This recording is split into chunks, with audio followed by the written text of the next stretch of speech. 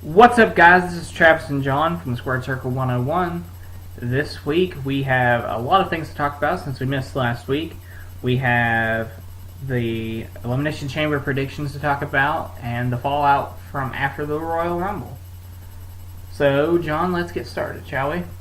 Let's first talk about the Elimination Chamber pay-per-view. Okay. The Raw Chamber looks pretty solid. The SmackDown one's kind of turning clusterfuck-ish. Okay. God, that just sounded fruity when I said it like that. It's a clusterfuck, let's just say that. And the reason is, throw Great Khali in there because of Mark Henry's injury. Fine, sure, go ahead. Take Orton out and put in Santino Marella. Well, not so much on that one. We're going to see a Botchamania video here pretty soon where Jim Cornette turns into Jushin Liger again. Period. If you don't get it, search Botchamania Jim Cornette multiple faces or face montage or something like that and you'll see it. You will laugh and I will cry. But the full roster for the SmackDown Chamber is, of course, the champ Daniel Bryan. The Big Show. Yes, the Big Show. Cody Rhodes, Wade Barrett, the Great Khali, and now Santino Marella replacing Randy Orton. Maybe this will lead to an Orton heel turn. I don't know. Do something interesting with it. Yeah, because you got to think that with Sheamus winning the Rumble, they're not going to turn Sheamus heel after, his face push is going over really well. I was thinking they could do something like have Orton win the Chamber, then Daniel Bryan use his rematch clause to make it a triple threat between him, Orton, and Sheamus. That could have worked. And who knows? Maybe they'll just decide to go a complete monkey wrench direction and have Sheamus versus Jericho winning the Raw Chamber or something like that. I don't know. That would definitely confuse it. It wouldn't be bad, but most people want to see Punk versus Jericho. That would be the better match, but these options wouldn't be bad options. Yeah. Sheamus versus Jericho has the potential to be just great. Yeah. Sheamus versus CM Punk, potential to be just great. Sheamus versus Daniel Bryan. Sheamus is a good worker. All those guys are good workers. It's the good worker era of WWE. Yeah, we've got a lot of young, talented, good workers. Or old, talented, good workers like the 40-plus-year-old Jericho. That is true. And The Undertaker. Ah, there's something to talk about. Not really Chamber related, but WrestleMania related. Definitely. We had HBA come out on Raw and confront Triple H about him turning down Undertaker's challenge. And Triple H, called Undertaker a brand, and thought the last of the Attitude Era. Yeah, and said that he doesn't have the desire to end Undertaker. Or in the Attitude Era, of course not. Why take out the last remnants of something great? Right. But then Undertaker's bell tolled, and we got a video package. And we see him cutting at that wig that he's been sporting, which means he will return with shorter hair or completely bald, or who knows. Right. We shall see. It hopefully will not be a biker return, because at this stage, he should not change back to the biker. They did that. Decided Dead Man was better, obviously, because that's how people want to remember The Undertaker. Right.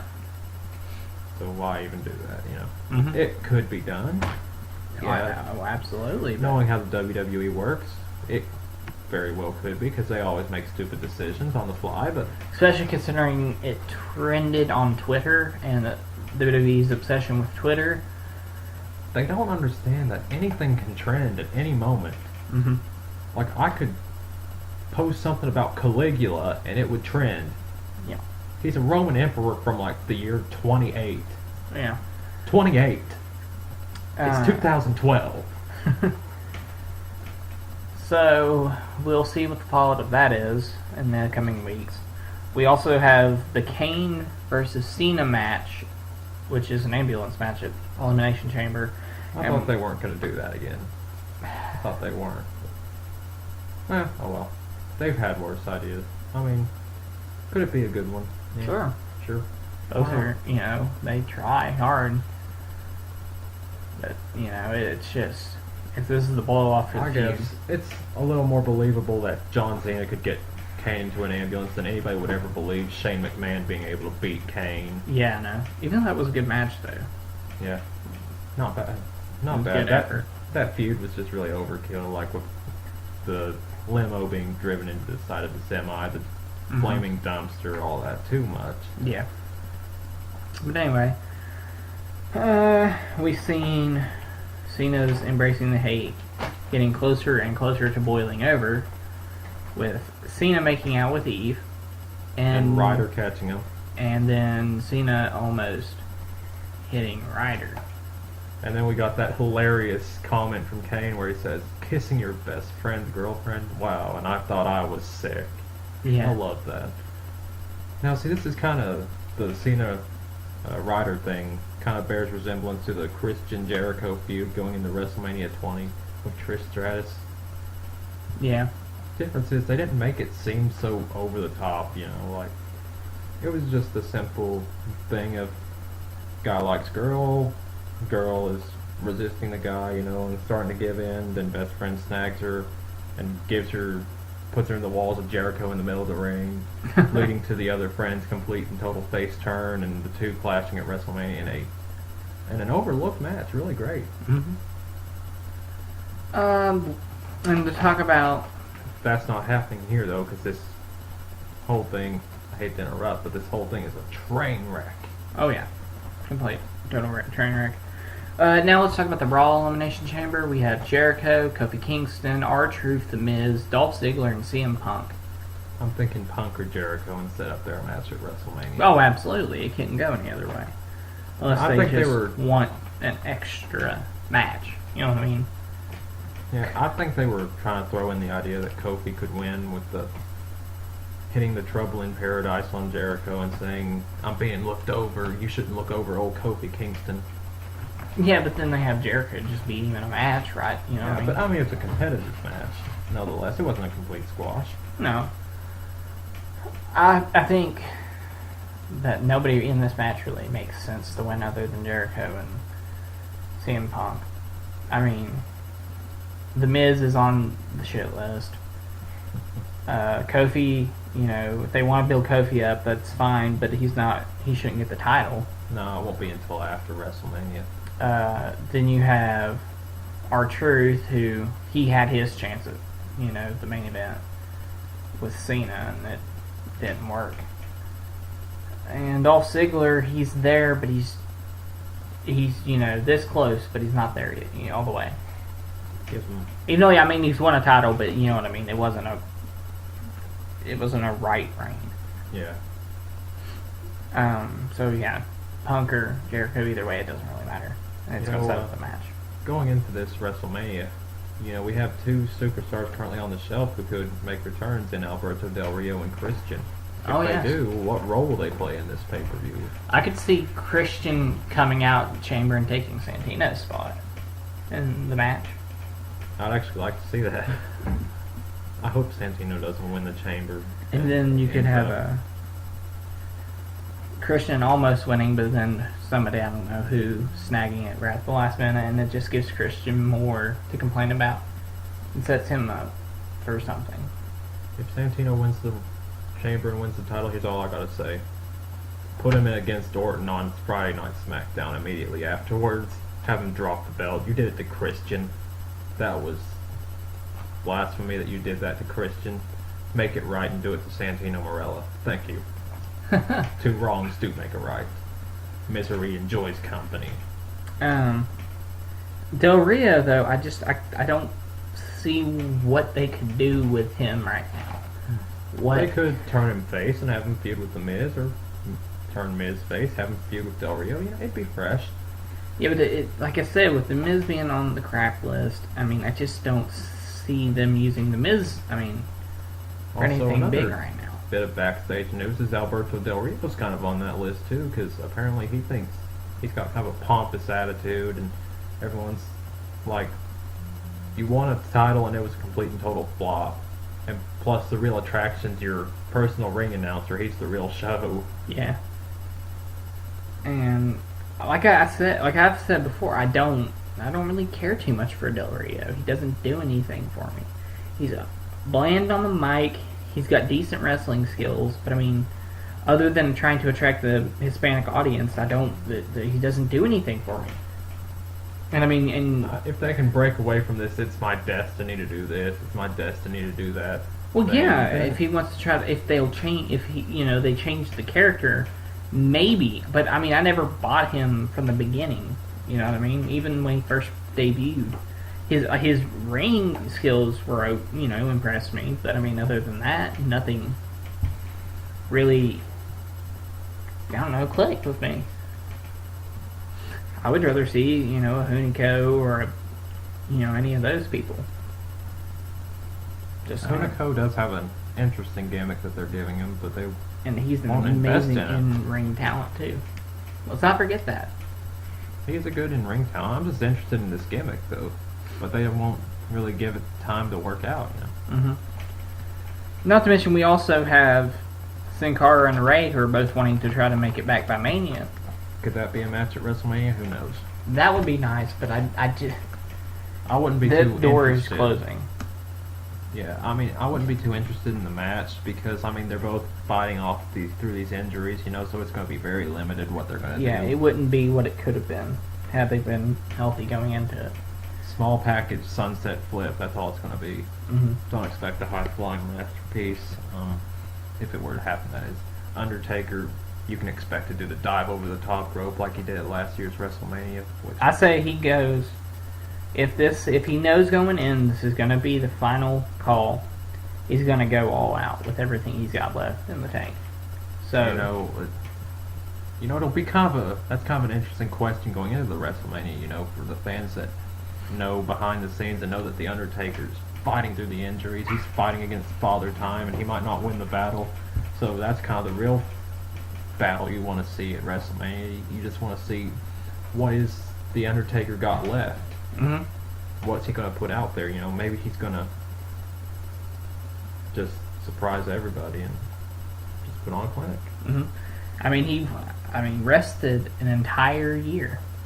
I mean, this could be his, curtain call. It could be the last match, and it could be one of his classics. I'm still kind of hoping for the WrestleMania 30 main event that Cena's hoping for to come into effect. Now, I rarely praise Cena, but in this one he's kind of got it right. What? John Cena versus The Undertaker. Cena challenging for the streak. Yeah, because at this point, who is the only person who you can see possible to break the streak? And that's Super Cena. Rising above, Although he better not win, because otherwise... Well, no, but I'm saying... Hammerstein Ballroom said if Cena wins, we riot against Rob Van Dam. If he wins, the crowd actually will riot. Yeah. They will riot. You'll hear JR go, by God, they're jumping the barricade. Yeah, no, but it would be the last person you could possibly see to realistically beat Taker after, 20-0. I mean, who else? Maybe... Now, that'd be the WrestleMania 30 main event, so maybe at 29 they can sign the Forbidden Fruit to come wrestle Undertaker. And by Forbidden Fruit, I mean Sting. And it's kind of sad, too, when you read the interviews with how close Sting was to signing with WWE. Yeah, it wouldn't have been Triple H versus Undertaker last year if he had. No, it was going to be Sting Taker. I mean, and Sting was like, I was super, super close to signing. I wonder how... Now, does Sting, looking back, wish that he had that classic match that we know it would have been? Possibly. I mean, think about this past year, what, they've done the kind of... I don't want to say tarnish the legacy, but definitely not helped by doing the Joker gimmick and... Oh, yeah. All of that and stuff. Making him basically the COO of TNA. Mm-hmm. That's what he was. Come on. And, Breaking news in TNA, though. Breaking news. What? They let go of Vince Russo. Oh, dear God. Justice has been served. Russo is gone. On a silver platter. And now they have a chance. They have a chance to rise from the burned out ashes that Russo caused. Will they? Only time will tell. it's not going to be a fast healing process either. I agree. Because even if Bischoff and Hogan still have control, Bischoff's proven that he can do. I mean, he can. He can do it. Yeah. He has the technology. He can rebuild them. Yeah, but I mean, it's just it's going to take time. And Hulk Hogan, greatest star in the history of professional wrestling, hands down. Mm-hmm. I mean, you can argue Austin, but at the end of the day, Hogan made wrestling what it is, and that's going to help TNA in the long run if utilized the right way. Yep. And I mean, now you look at the lineup of who is in power. It's former WWE guys. They understand what it takes to make a mainstream wrestling company. Oh, yeah. So the possibilities are definitely there. We're definitely not going to have a Ring of Honor passing TNA now. That you know. And they've got the stars now to build upon with Rude and the Storms and, you know, all these younger guys. So It's WrestleMania season. Elimination Chambers this Sunday, and could we see a new champion on either brand? Maybe two new champions and change the complete and total face? All we know is that it's going to be Rock versus Cena and Sheamus versus the champion of his choosing. So, it's definitely going to be, bumpy ride. oh yeah. Any last thoughts? Anything else we're forgetting? We are forgetting a word of caution. What's that? Oh, there is one more match we're not talking about. What's that? Tamina Snuka versus Beth Phoenix. Eh.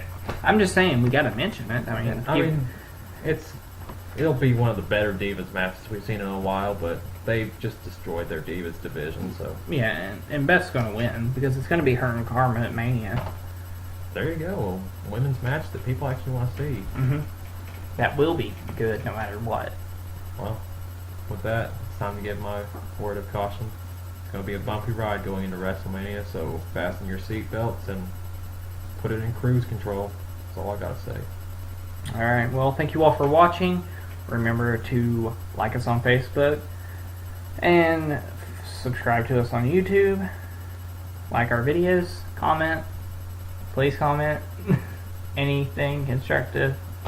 On Facebook, on YouTube, whatever. Just let us know you're out there. And thank you all for watching. Godspeed.